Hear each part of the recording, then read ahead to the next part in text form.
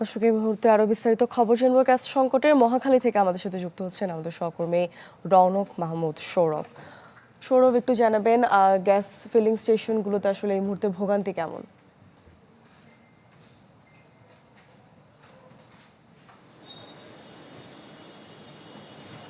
মূর্ছনা, আমি এখন আছি রাজধানীর আরেকটা ফিলিং স্টেশনে, মহাখালীতে। মহাখালীর যে ফিলিং স্টেশনটিতে রয়েছে, আমি যদি আপনাকে দেখাই, আমার পিছনে ঠিক গাড়ির যে দীর্ঘ সারি, এই সারি আসলে বলে দিচ্ছে যে কতটা ভোগান্তিতে পড়েছেন যানবাহন চালকেরা। বিশেষ করে সিএনজি চালিত যেই যানবাহনগুলো রয়েছেন তাদের ভোগান্তি কিন্তু বেশ চরমে উঠেছে। আমরা এখানে আসার আগে দেখেছি যে এই স্টেশনটিতে যে দীর্ঘ সারি সেটা কিন্তু মোটামুটি প্রধান সড়কে গিয়ে পৌঁছেছে, আর এই কারণেই কিন্তু ওদিকে একটি জ্যামের সৃষ্টি হয়েছে। শুধু গ্যাস সংকটের কারণে যে যানবাহন চালকেরাই যে সংকটে পড়েছেন তা না, এই ভোগান্তিতে রয়েছেন গৃহস্থালী থেকে শুরু করে শিল্প কারখানা, সেই সাথে ব্যাহত হচ্ছে বিদ্যুৎ উৎপাদনও। আমাদেরকে এখানে সিএনজি চালকেরা, সেই সাথে স্টেশন মালিকেরা জানাচ্ছিলেন যে সংকটের কারণে তাদের ব্যয় কিন্তু আগের চেয়ে বেড়েছে। স্টেশন পরিচালনা করতে তাদের যে বিদ্যুৎ প্রয়োজন হয় সেই বিদ্যুৎ কিন্তু তারা পাচ্ছেন না, কারণ এখানে বিদ্যুতের একটি ঘাটতি রয়েছে। সেই কারণে তাদের স্টেশন পরিচালনা ব্যয় বেড়েছে। আর এইদিকে যারা চালক রয়েছেন তারা অভিযোগ করছিলেন যে এই সংকট যদি আস্তে আস্তে বাড়তে থাকে তাহলে তাদের ভোগান্তি আরও চরমে উঠবে। তারা অনেকটা আক্ষেপে সুরেই বলছিলেন যে যদি গ্যাসের দাম বাড়িয়ে এই সংকটের সমাধান করা যায় তাহলে যেন তাই করা হয়। কারণ তারা 3 থেকে 4 ঘন্টা পর্যন্ত এখানে দাঁড়িয়ে থেকেও কেউ 100 থেকে 120 টাকার গ্যাস পাচ্ছে, যা দিয়ে সর্বোচ্চ তারা 2 থেকে 3 ঘন্টা চলতে পারেন। তারা বলছিলেন যে তাদের প্রতিদিনে যেই জমা দিতে হয় টাকা মালিককে, সেই টাকাও কিন্তু তারা দিতে পারছিলেন না। এদিকে আমরা জানতে পেরেছি যে শুধু গ্যাস সংকটের কারণে শিল্প কারখানা থেকে শুরু করে সব দিকে কিন্তু মোটামুটি সংকট দেখা গিয়েছে, রাজধানীর আশেপাশে সব দিকে। কিন্তু কবে নাগাদ এই সংকটের সমাধান হবে তা কিন্তু এখন পর্যন্ত কেউ বলতে পারছেন না। বুঝছো না সৌরভ, আপনাকে ধন্যবাদ। দর্শক, রৌনক মাহমুদ সৌরভ যুক্ত হয়েছিলেন আমাদের সাথে। এবারে জানবো রাজধানীর বাইরের খবরাখবর।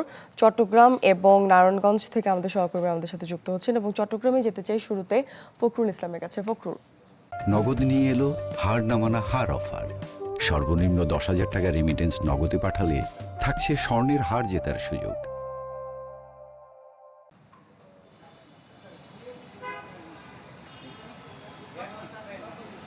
মূর্ছনা, আমরা আছি এই মুহূর্তে চট্টগ্রাম নগরের ওয়াসা মোড় এলাকায় SH রিফুয়েলিং স্টেশনে।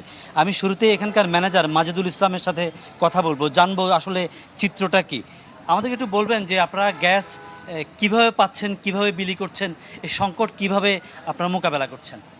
এখন আজকে কয়েকদিন ধরে মানে গ্যাস আসার কোনো নির্দিষ্ট টাইম নাই।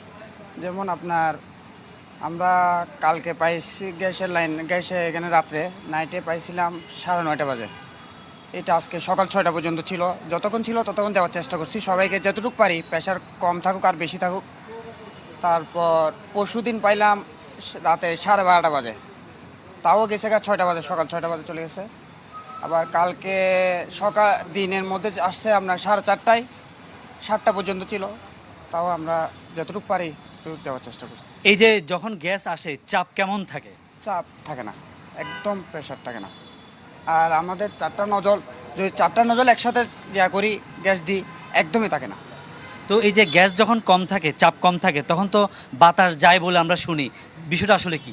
আসলে এটা গ্যাসটাই বাতাস, আপনার গ্যাসের সাথে বাতাস যাবেই, আপনি এটা করতে পারবেন না, কম বেশি যাবে। তো প্রেশার বেশি হলে বাতাস একটু কম যায়, প্রেশার কম হলে বাতাস একটু বেশি যায়, এতটুকু তফাৎ, কিন্তু বাতাস যাবে। মানে কর্ণফুলী গ্যাস থেকে কোনো আশ্বাস আপনারা শুনেছেন কিনা? এখন আসে নাই, কোনো আশ্বাস দেয় না আমাদেরকে। আপনাকে অনেক ধন্যবাদ। মূর্ছনা, আমরা একটু এবারে চিত্র দেখাবার চেষ্টা করি। এখানে এই যে সিএনজি অটো চালক যারা, তারা জড়ো হয়েছেন, কেউ মধ্যরাতে, কেউ ভোরবেলায় এসে এখানে গ্যাসের জন্য লাইন ধরেছেন। এখন পর্যন্ত গ্যাস যেহেতু আসেনি, যে কারণে তারা তাদের গাড়িতে গ্যাস নিতে পারছেন না। এই দীর্ঘ সারি যদি আমরা একটু দেখাতে চাই, এখানে এই রিফুয়েলিং স্টেশন ছাড়িয়ে গাড়ির লাইন, দীর্ঘ লাইন গেছে অনেক দূর। এখানে এই চালকরা বলছেন আসলে তাদের যে ত্রাহি অবস্থা, এটা থেকে তারা পরিত্রাণ চান। আসলে এই সংকট থেকে কখন যে মুক্তি মিলবে এটি কারো পক্ষেই বলা সম্ভব হচ্ছে না। ফখরুল, বুঝছো আপনাকে না? ধন্যবাদ। দর্শক, এবার আমরা যেতে চাই সাদিকের কাছে। আসান,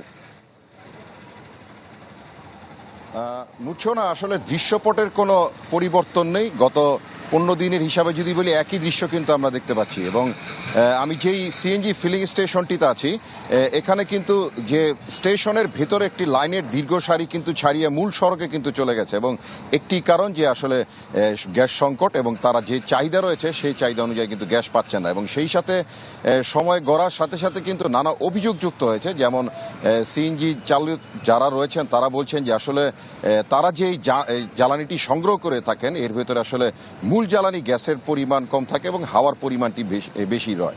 এবং এটাই কারণে কিন্তু বেশ কয়েকটি পথ চালানো বা কিছু সময় চালানোর পর কিন্তু আসলে তাদের যে মূল জ্বালানিটি সেটি কিন্তু আসলে শেষ হয়ে যায়। এবং সেই সাথে যারা যাত্রী রয়েছেন তারা যেটি অভিযোগ করছেন যে গ্যাস সংকটের অভিযোগটি ব্যাপারটি নিয়ে দোহাই দিয়ে কিন্তু আসলে ভাড়া বাড়ানোর যে প্রবণতা সেটি কিন্তু সময় গড়ার সাথে সাথে বেড়ে যাচ্ছে। এবং আরেকটি বিষয় সংযুক্তি করতে চাই, নারায়ণগঞ্জ শিল্পাঞ্চল আপনি জানেন এখানে কিন্তু আসলে শিল্প রপ্তানি খাতে গ্যাস সংকটের কারণে কিন্তু ব্যাপক প্রভাব পড়ছে, শিল্প মালিকরা আমাদেরকে জানিয়েছেন। তো এই হচ্ছে নারায়ণগঞ্জ থেকে সর্বশেষ পরিস্থিতি মুচ্ছনা। আসান, আপনাকে ধন্যবাদ। দর্শক, নারায়ণগঞ্জ এবং চট্টগ্রাম থেকে আমাদের সহকর্মীরা আমাদের সাথে যুক্ত হয়েছিলেন, জানাচ্ছিলেন গ্যাস সংক্রান্ত বিস্তারিত তথ্য।